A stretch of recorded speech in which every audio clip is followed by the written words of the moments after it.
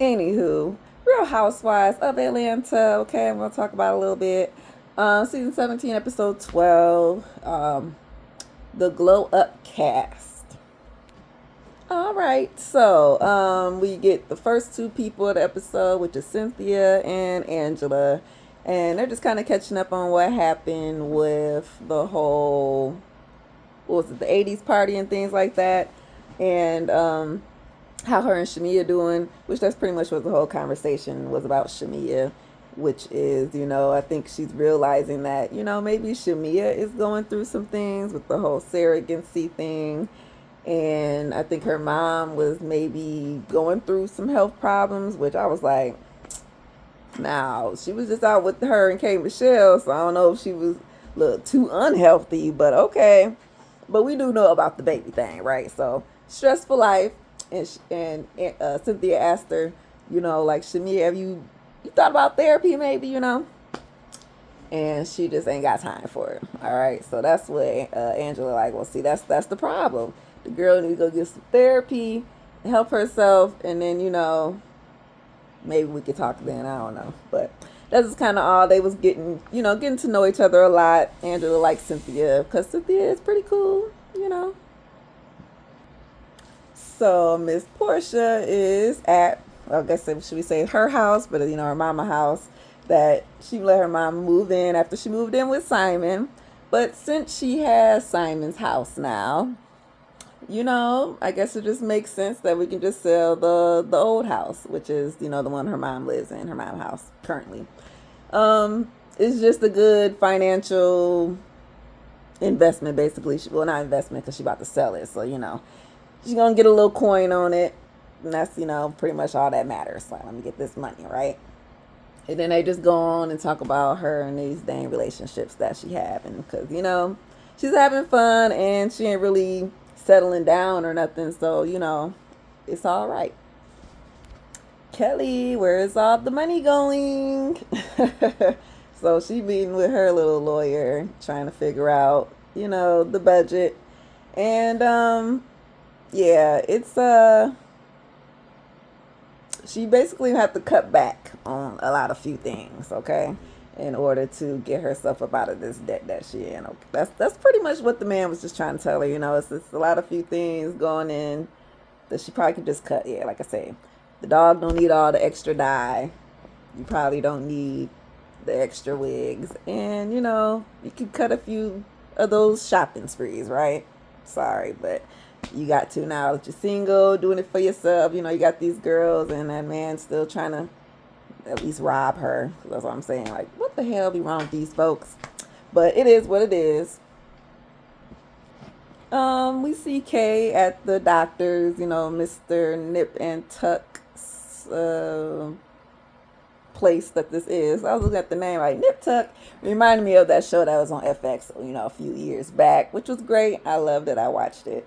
But anywho, the surgeries, they're just talking about her fixing up her body, that the little butt situation is now all the way healed and everything. Just, yeah, and everything is not necessarily perfect, but, and she knows everything's not going to be exact to where she was, born with and everything. But we can get it as close as we can. And she just, learning that regardless of whatever happens in the situation, she's got to be happy with the results in her own body, right?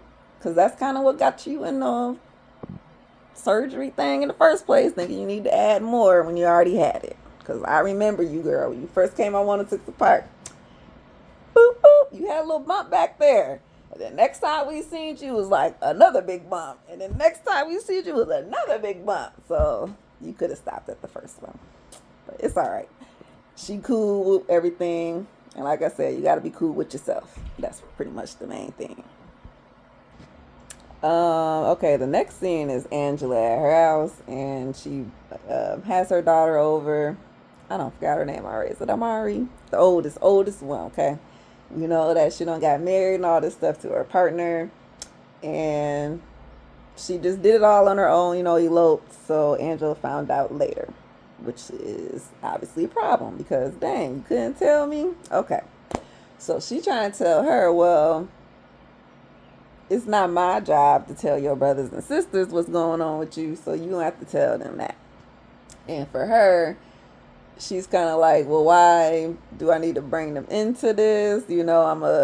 I guess basically want to do it on her time whenever she's ready is how I'm kind of getting it.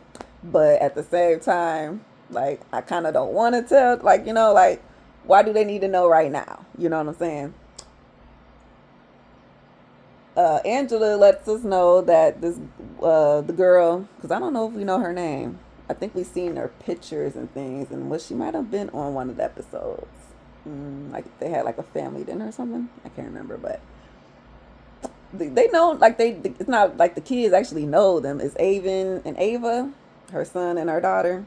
Like they actually know the girl, so it's not like they don't know her. They just know her as the friend, but they just need to know that, yo, this is actually the wife or whatever, and we together and whoop. So I'm thinking, well, what we all were thinking, and the confessional person actually asked her, like, does this have anything to do with, you being gay or a lesbian? And yeah, because if she was married to a man, okay, I could easily just say, hey, bro, sis, whatever, look what I got. But no, it's because it's her. She got to do it a little bit different in the way she want to do it. But this kind of starts a little bit of an argument here because it goes a little bit deeper than just you not telling them, because you obviously didn't tell your mom when this happened, right? And the reasons why you didn't tell her. Angela didn't. I think she don't. That's what I'm saying. Angela don't want to be all up in her business on the camera. I noticed that when it comes to a lot of things, she tried to put the shutdown on it, or the, little whatever, but don't go into it. And she kind of basically said, like, you were impossible to talk with, you were impossible to deal with. You going through your own things, which I'm sure she was alluding to her mom and Charles and all that whole little spiel going on, and whoever was living at that house, is it her sister? Yeah. So, with that raff, the cameraman peep around the corner. Avon is on the stairs. So, I don't know how much he heard of the conversation, but he heard, I think, enough to probably put two and two together. He 11. I mean, I think 11 knows what a gay is. All right. Like, they know. All right. But it is what it is. It's up to his sister to say something. Or maybe just Angela's going to have to bust her up. I don't know. It's up to her.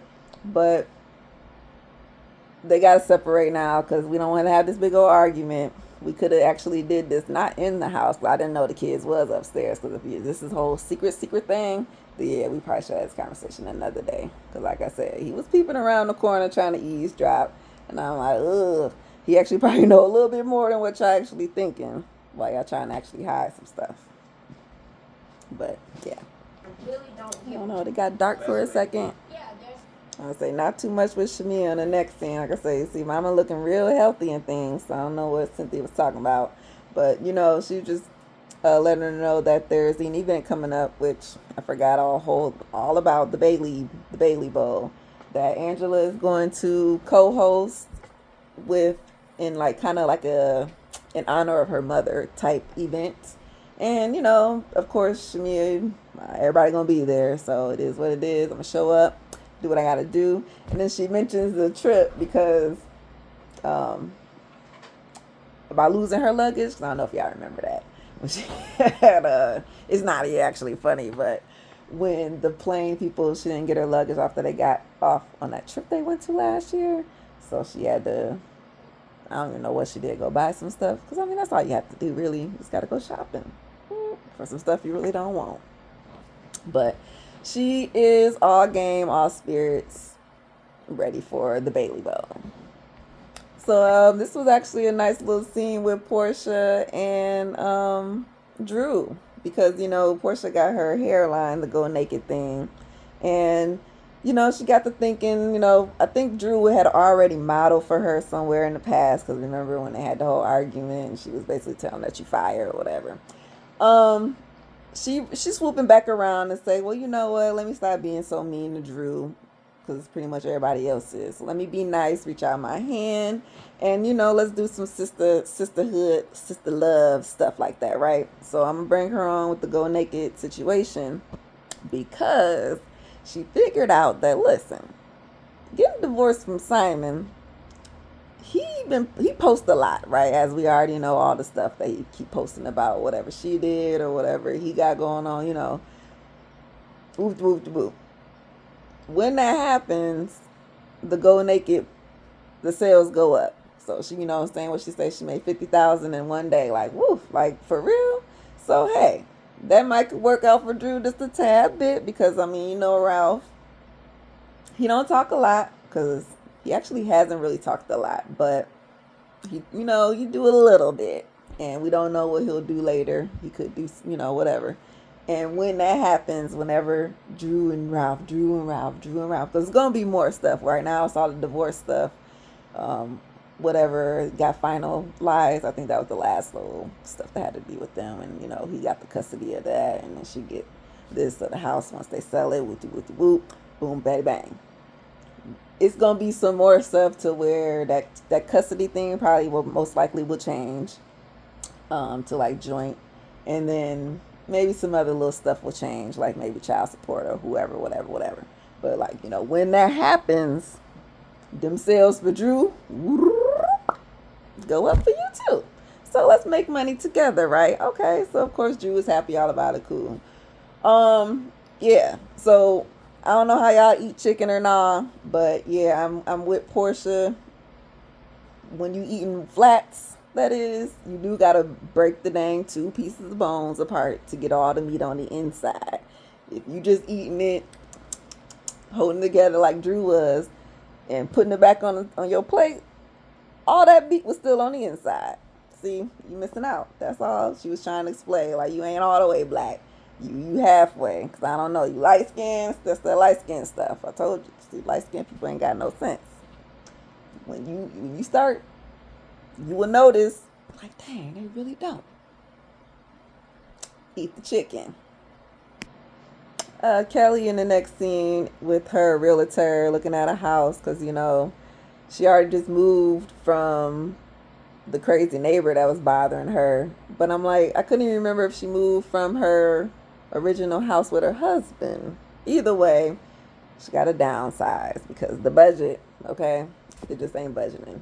And she got to, that's one of the things that has to change as well, is where we going to live. And it can't be where we was living before, unfortunately. It ain't really nothing going on this episode, in all honesty, like for real. But, the next scene is with Angela and her daughter, with Dr. Wendy, because they just want to try to figure some things out before she goes back out to college or wherever. I think it's college, right, where she lives? But either way, I guess it's just figuring out how they could try to keep this good relationship. Obviously mom, daughter is going to be there, but, communication open and all these type things, right? Without having to just automatically go into hostile moments or whatever, right? So one of the things will be setting boundaries on Angela's side. She did mention before how it's just she's going through pretty much, it's like, you're a grown up, right? So when you come home and all these things, then you want to kind of be like a kid, right? But at the same time, oh, I'm grown, I can do this and do whatever I want, boo, right? And live your life. Which is all cool and well because that's what you're supposed to do, but you can't do both, okay? Like, we got to pick and choose how we're going to be, especially, you know what I'm saying? So, and then with the daughter, it's more like, well, setting boundaries just kind of mean like, I'm getting kicked, getting pushed away a little bit more and further, like, you don't need me and all this type, like those type of feelings will come up. And in the end, through some more conversation, we figured out that, with grandma being gone, Angela's mom, they're realizing like, dang, like she was actually a major factor in this relationship because she was always like a mediator and good advice and helping us and all that type of stuff. And look, you see the sun is coming out because that little section in the video when y'all see it kind of got dark or something else because the sun went away. Like, that was messed up. It just messed up my video, just like that. But anywho, with grandma being gone, yeah, we realized that, dang, we might do need a little bit of extra help when it comes to our relationship, because now we don't have her. We just got us. Now we got to figure out another way. Okay, so that's just kind of how they got to navigate this. But luckily they got Dr. Wendy there, and she's going to help them get through and move on, because, it's going to happen eventually. It ain't going to be overnight, but it's going to happen. And, I always like to not point out stuff that I ain't supposed to, but Angela, woo, you see that ankle was swole. All right. But, I ain't saying nothing. So we get to the Bailey Bowl, and I think she's collaborating with another group called Maggie Madness, something like that, Margie Madness, something like that. But they're going to play basketball today, and all the different teams will be the people that I guess you came with. You're supposed to bring your own team, and maybe she's going to add some to you, and it's going to be like a little tournament style. She gave names for everybody. I didn't write none of them down, so I ain't gonna go through all of that. But the main name was Sasquatch. Sasquatch for who? For Shamia, because she keep calling me Bigfoot, and I only wear size 11 and a half. That's gonna be your name today. So of course Shamia, cool, whatever, play it. They playing basketball. It ended up being Fangie, Angela's team, versus the Sasquatches, which was Shamia, and the Fangies won. Okay, so in the confessional, while all this is going on, and the whole Bigfoot thing came up, Charles, he always shading Angela just a little bit, throwing a little, little jabs, little shots, but all in good fun, because obviously you really don't be meaning stuff for the most part, unless, because most, you don't really think before you say stuff all the time, but then again, maybe he do be thinking, but hey, I don't know, saying, yeah, the Bigfoot, your feet just fine, because, well, if you can't be having no size 6 or 7 or something like that, girl, you won't fall over. I was cracking up, like, for real. So fast forward, after she get the trophy, she hit him back with the, well, see, I done bought the championship home, because something that you couldn't do. You was real close though in college, and you was real close though with the Knicks. Because I gotta look back. When did he play? Was he playing with Patrick Ewing and he like a 90s dude? Because then it makes sense. Jordan sold up the 90s, so wasn't nobody winning out, honestly. And if they had to play them, yeah, it was just the wrong time for you. Just the wrong time. So I just thought that was funny. She got him back, though. Okay, so like I said, this episode really wasn't nothing at all. But the last scene is before we leave, after the game. Angela just kind of wanted to, I guess, say her piece to Shamia real quick about how, oh, you brought up my husband being outside, and I forgot what else the hell she was coming at for, them houses and her nose, stuff like that. Bigfoot, whatever. And Shamia like, well, but you was coming at me too about, messing with the the Hawks and the Falcons and all them stuff like that. Like, girl, so you coming for me too. So with all this in the back and forth, everybody else is just kind of staring like, okay, I thought we were supposed to be, look, we just played a game, we're just having fun. Why is Angela bringing this up? Because like I said, she be starting stuff, Angela, I don't know. You might not think you be doing it, but you do, because we could actually have this conversation maybe a different day. But we going back a little bit forth, and then she brings up Portia, because, well, you know what, our real beef is because of Portia. And now Portia like, well, dang, see, why am I in it? Because, see, y'all keep bringing me up. Because of why?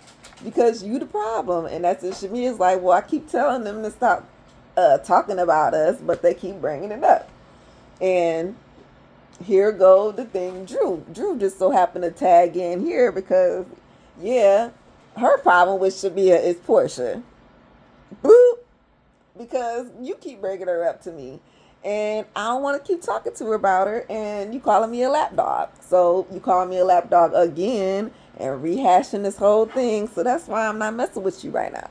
And now Portia like, well, dang, see, who lap is you being? Because she's like, you being a lapdog again, which she was referring to K Michelle actually this time.